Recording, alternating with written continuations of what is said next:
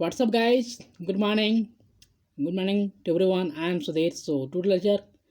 This is start the Hindu newspaper analysis. Welcome to study mission. I have to all of you. So, आज के lecture में देखेंगे हम लोग क्या कुछ नया सीखने को और जानने को मिलता है। आइए लेक्चर में सबसे पहले चलते हैं हम लोग और आज का लेक्चर क्या डिस्कस करने को है देखते हैं। आज का आर्टिकल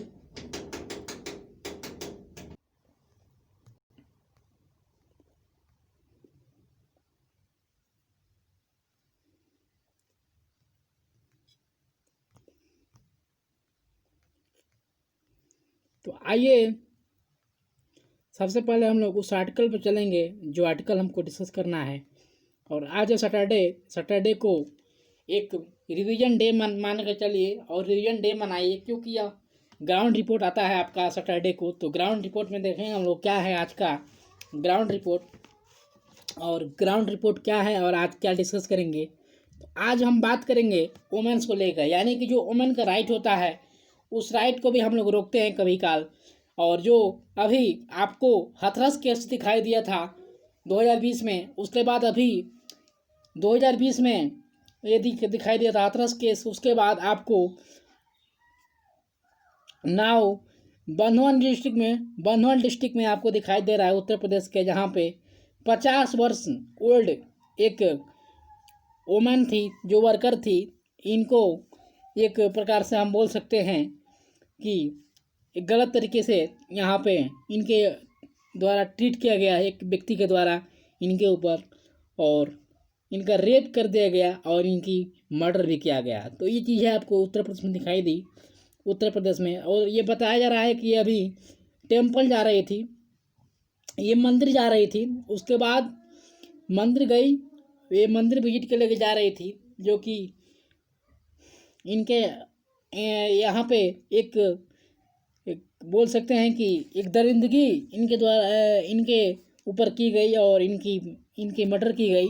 तो बहुत सारे यहाँ पे पॉलिटिशियंस भी यहाँ पे पॉलिटिक्स कर रहे हैं और बहुत सारे हमारे जो योगी आदित्यनाथ जी हैं यहाँ पे इनके द्वारा यहाँ पे ये ट्वीट किया गया कि इनके ऊपर ज़्यादा से ज़्यादा कार्रवाई होगी, जल्दी कार्रवाई होगी और कार्रवाई करेंगे। वो देखते हैं क्या कैसे कार्रवाई करेंगे, हम लोग आगे देखेंगे उसका। लेकिन अगर हम बात करें कि हम लोग वोमेन्स को राइट क्यों नहीं देते हैं, हमारा सबसे पहला बात यही है क्वेश्चन कि हम लोग वोमेन्स को राइट क्यों नहीं देते हैं। क्यों हम ये बोलेंगे कि वोमेन्स केवल घर में रहेंगी, क्यों बोलेंगे कि नाइट में नहीं आ सकती वोमेन्स। तो ये सबसे बड़ा सवाल उठता है। जैसा कि मैंने उन्नाव केस में देखा था, हाथरस केस में देखे थे, आप लोग ने पढ़े थे, उसी तरह यहाँ पे बंधवन डिस्ट्रिक्ट जो उत्तर प्रदेश में पड़ता है वहाँ पर वुमेन्स के साथ ट्रीट किया गया। ये चीज़ है जो कि मंदिर में जा रही थी, मंदिर में जा रही थी, उनके साथ ऐसा व्यवहार किया गया था। तो ये चीज़ें आपको कहीं ना कहीं सोसाइटी में देखते हुए नज़र आती है। और इस सोसाइटी में एक माइंड में जो क्रिटिकल चीज़ बन बैठ गई है कि एक पुरुषोत्तम ही रहेगा, मतलब कि एक नहीं बोलते हैं कि पुरुषों का ये सब कुछ है यहाँ पे। तो ये चीज़ें आप लोगों को कहीं ना कहीं माइंड से हटाना पड़ेगा। और इस चीज़ को और देखिए कहीं ना कहीं पॉलिटिक्स के द्वारा बोला भी गया था एक कि यह उनकी आदत हो गई है, ये बोला गया था कि यह उनकी आदत हो गई है। तो ये जो ऐसे जो स्टेटमेंट आते हैं हमारे पॉलिटिक्स के द्वारा, इन वोमेन्स के ऊपर क्या प्रभाव डालते हैं, ये हम लोग क्या सोच सकते हैं। तो ये चीज़ हम लोग को सोचना पड़ेगा। और एक सीनियर मेंबर थी हमारे नेशनल कमीशन ऑफ वोमेन के, नेशनल कमीशन फॉर वोमेन के सीनियर मेंबर थी, उनके द्वारा भी ये बोला गया है कि I tell women against that they should never go out for at odd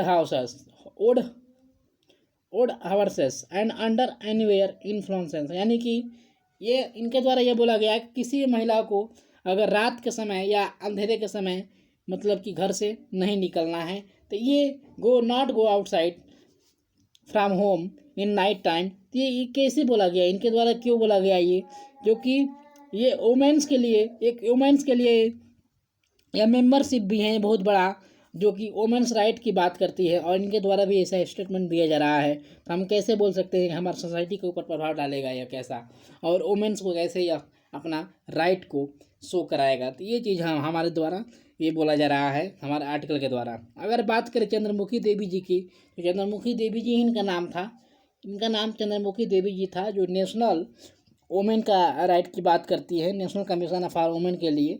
तो इनके द्वारा ही बोला गया था यह कि घर से महिलाएं बाहर ना निकल रात के समय। तो क्यों ऐसा बोला गया, ऐसा क्यों बोला गया? आप भी तो एक वुमेन्स हो, आप ही तो, आपका भी तो राइट है घूमने का। तो ये चीज़ें, या तो फिर आप टेक्निकल जो चीज़ें हैं, ऐसा हम लोग बोल रहे हैं कि ऑनलाइन सब कुछ हो चुका है, डिजिटली सब कुछ हो सकता है, तो हम लोग डिजिटली रूप से क्यों नहीं रेप के सब पकड़ रहे हैं, डिजिटली रूप से क्यों नहीं उनको ट्रैक कर रहे हैं? तो ये चीज़ें कहीं ना कहीं हमारे आर्टिकल के द्वारा बोला जा रहा है कि हम 2012 के इंसिडेंट में देखे, निर्भया कांड वाला 2012 के जो इंसिडेंट देखे थे, उसमें एक क्रिमिनल लॉ अमेंडमेंट निकल कर आया था, जो कि बहुत लार्ज तरीके पे, बहुत बड़ा तरीके पे यहाँ पे इसको, इस रूल को स्टेट रूल बनाया गया था, स्टेट पनिशमेंट देने की बात की जाई थी, लेकिन उसको भी यहाँ पे इम्प्लीमेंट करते हुए नहीं नज़र आया। और उस केस के बाद भी यहाँ पे कुछ हमको हासिल नहीं हो पाया, जबकि इस चीज़ को रोकना बहुत ज़रूरी था।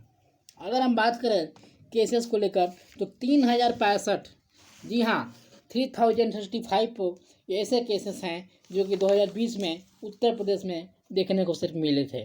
तो 3065 बहुत लार्ज तरीके के केसेस होती हैं, तो ये सिर्फ उत्तर प्रदेश में आप लोगों को देखने को मिले थे केसेस, ये 3065 केसेस। अब जबकि अगर बात करें तो उत्तर प्रदेश में 365 केसेस हैं, एंड एमपी में अगर बात करें तो एमपी में 2484 केस देखने को मिलते हैं आपको।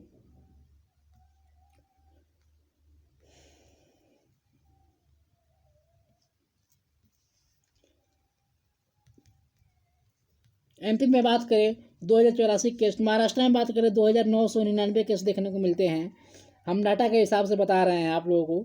तो केरला की बात करें तो केरला में 2023 केस देखने को मिलती हैं। तो इतने केसेस को मिलाकर, सब केसेस को मिलाकर यहाँ पे अब बताया जा रहा है कि सब केसेस को मिलाकर यहाँ पे बताया जा रहा है कि कम से कम 5997 केस, 5997 केस कम से कम टोटल केस हुए हैं 2020 के।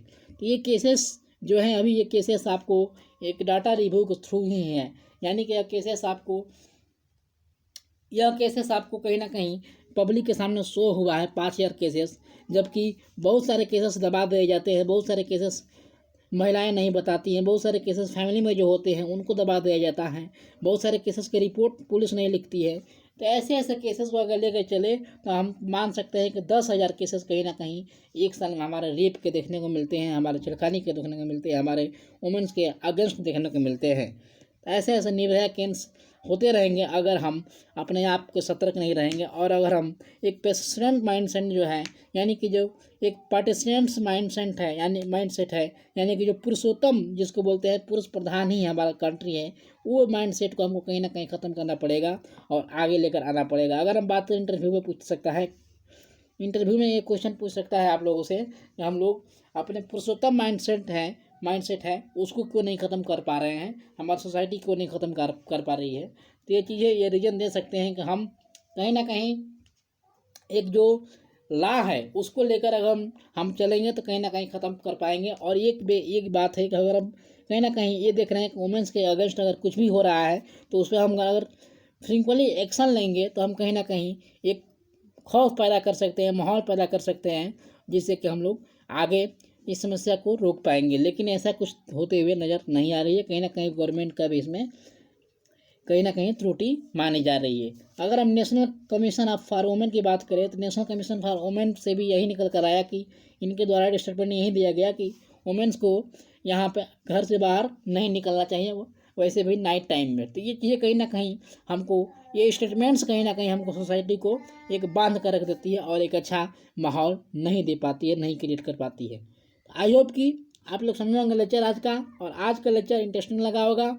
और ये आज का ग्राउंड रिपोर्ट था, जबकि आप लोगों के रिवीजन का डे है आज, तो आप रिवीजन करिए और आप नोट करिए, नोट पॉइंट करिए, ताकि आप लोगों को एक रिवीजन के बेस्ट पे अच्छा रहे। तो ठीक है, तो सेफ्टी रहिए।